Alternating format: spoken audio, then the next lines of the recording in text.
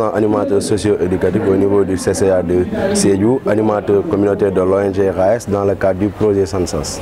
Concrètement, sur quoi la sensibilisation d'aujourd'hui a porté? On dit santé de la révolution, mais sur quelle thématique et quels sont les points sur lesquels vous avez échangé aujourd'hui avec les jeunes? Ok, merci. Donc aujourd'hui nous sommes là au niveau du CFP. On a eu à rassembler pas mal de jeunes filles pour essayer de communiquer surtout un changement positif au sein de l'établissement. Surtout on a choisi la thématique du grossesse en milieu scolaire parce que vu que ici au CFP ça rassemble beaucoup plus de jeunes filles et ces jeunes filles sont des mamans de demain. Donc ils ont dans l'obligation de bénéficier à ces arts d'information pour pouvoir préparer leur futur. Qu'est-ce que vous attendez d'eux? Donc de multiplier l'information. Ce sont des jeunes qui sont un peu partout au sein de leur famille. Bon, ils seront au moins des références surtout envers ceux qui s'y trouvent. C'est une manière de lutter contre la déperdition scolaire? Oui, je dirais bien c'est une manière de lutter contre la déperdition scolaire non seulement, mais aussi de démultiplier les informations. Moi, je le dis tout le temps, qu'on n'est pas les meilleurs quand nous sommes là. C'est parce qu'on a eu la chance d'être là. Donc notre devoir, c'est de démultiplier les informations et de permettre à d'autres d'en bénéficier. Moi, c'est Yaya Sonko. Je suis père éducateur au niveau du centre conseil pour adolescents de Sédhiou et en même temps je suis jeune leader animateur communautaire dans le cadre du projet SANSAS. Quel est l'objet de la rencontre aujourd'hui? Bon, aujourd'hui nous sommes au CFP, Centre de formation professionnelle des jeunes. Donc on est là pour faire une activité de fora qui a regroupé les jeunes filles du centre et les jeunes garçons. Donc c'est tout simplement pour décentraliser les informations sur la santé sexuelle et reproductive. L'objectif recherché dans l'activité? Bon, l'objectif c'est d'essayer d'impliquer les jeunes et aussi appeler les autorités administratives et les autorités locaux à appuyer et à permettre aux jeunes de bénéficier aux prises en charge des victimes qui sont dans les établissements. Une fois, parce qu'on voit aussi des jeunes, une fois en état de grossesse, et après l'accouchement, elles n'auront pas l'occasion de terminer leur cursus. Donc on appelle ces autorités administratives à essayer d'impliquer et accompagner ces jeunes leaders qui sont dans ce genre de situation. Quels sont les grands points de l'activité? Bon, les grands points de l'activité, je dirais qu'à notre niveau, nous les jeunes leaders, on essaie de décentraliser les informations puisque l'activité se fait dans les sites communautaires, mais essayer aussi de décentraliser ces activités dans les établissements. Ça permettra aux jeunes qui sont dans les établissements d'avoir des connaissances sur leur vie sexuelle et reproductive parce qu'on voit que la majeure partie de la jeunesse sont dans les établissements. Donc c'est très intéressant de les impliquer de ces genres d'activités. C'est Omar Diallo, inspecteur de vie scolaire en service à l'inspection d'académie de Sédhiou, représentant l'inspecteur d'académie ici. D'accord. Comment vous appréciez cette initiative du projet SANSAS? Une initiative salutaire, parce que tout ce qui va dans le sens de retenir les enfants dans le milieu scolaire, leur permettre de préparer leur avenir est toujours la bienvenue. Et nous nous imaginons que sensibiliser sur les grossesses précoces fait partie déjà de ces actions ou activités qui peuvent aider à prévenir le décrochage scolaire et la sortie des enfants de l'école. Donc c'est une activité salutaire encore une fois parce que les filles font partie de ce qu'on appelle les couches vulnérables dans les milieux scolaires. Il y a tout un ensemble de facteurs qui peuvent permettre à la fille de ne pas continuer ses études, parmi lesquelles nous avons les grossesses. Parce que la grossesse, elle est incompatible avec les études. C'est extrêmement difficile. Donc si nous avons des acteurs qui se mobilisent avec le projet, disons, SANSAS plutôt, et les enseignants, et éventuellement le directeur qui est là, le directeur du CFP, trouver un cadre comme le CFP qui accueille plus de 90%, dont les effectifs de plus de 90% ce sont des filles. Je pense que c'est une bonne chose et nous osons espérer que la sensibilité sera atteinte et qu'au sortir de ces activités-là, il y aura un plaidoyer.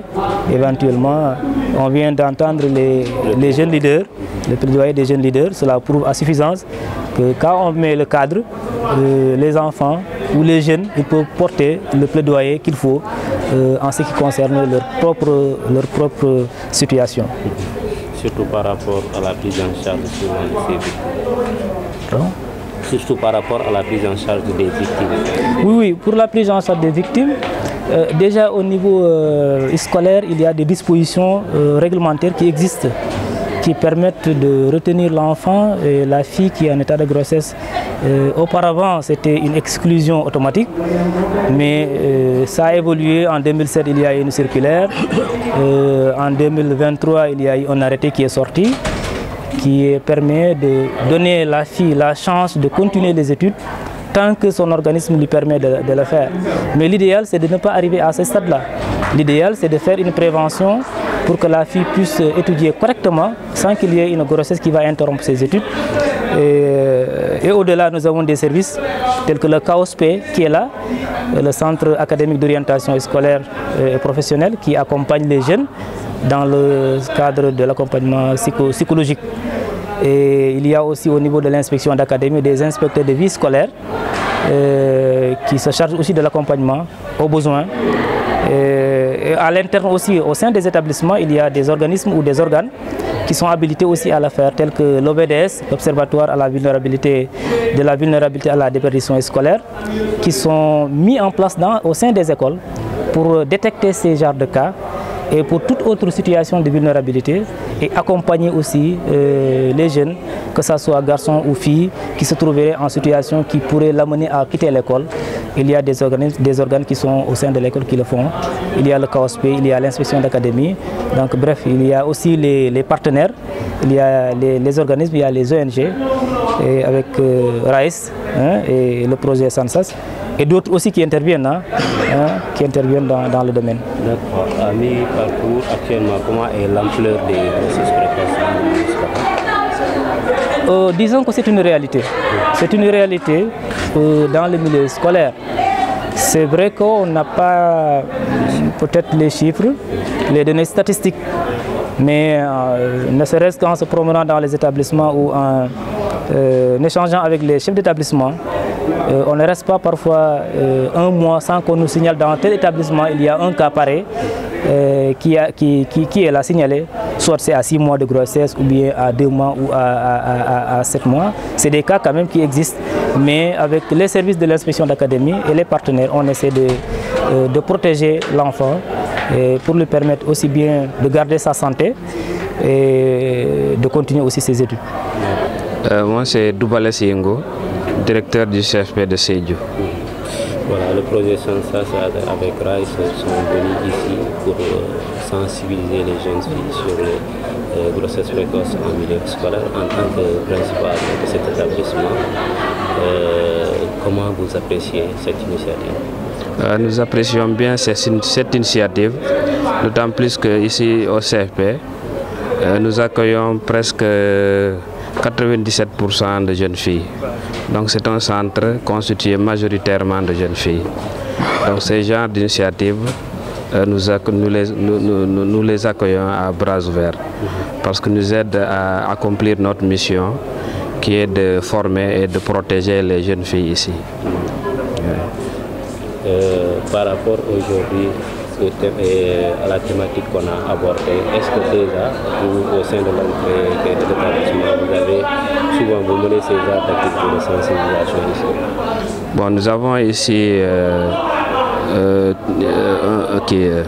la cellule genre qui s'occupe de ces genres de questions, dont la coordinatrice c'est Madame Diata. C'est elle qui s'occupe de ces genres de situations. Donc nous accueillons des jeunes filles qui sont issues des familles, n'est-ce pas, vulnérables. Souvent même il y en a qui sont ici, qui viennent avec leurs enfants faire cours. Nous voyons que c'est c'est pas facile. Peut-être qu'ils n'ont pas quelqu'un à la maison qui s'occupe de leurs enfants. Malgré le risque qu'il y a ici d'amener les enfants, elles viennent faire cours avec les enfants. Donc cela veut dire qu'ils sont issus des familles démunies. Ils n'ont pas d'autre solution que d'amener leurs enfants ici, dans le centre, malgré les risques.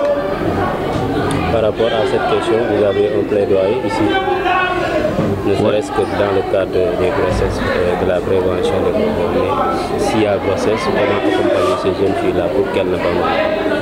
Bon, nous attendons de la part des partenaires pour nous aider à mener cette tâche-là, parce que souvent ils sont démunis, ils n'ont pas des moyens pour s'occuper de leurs enfants.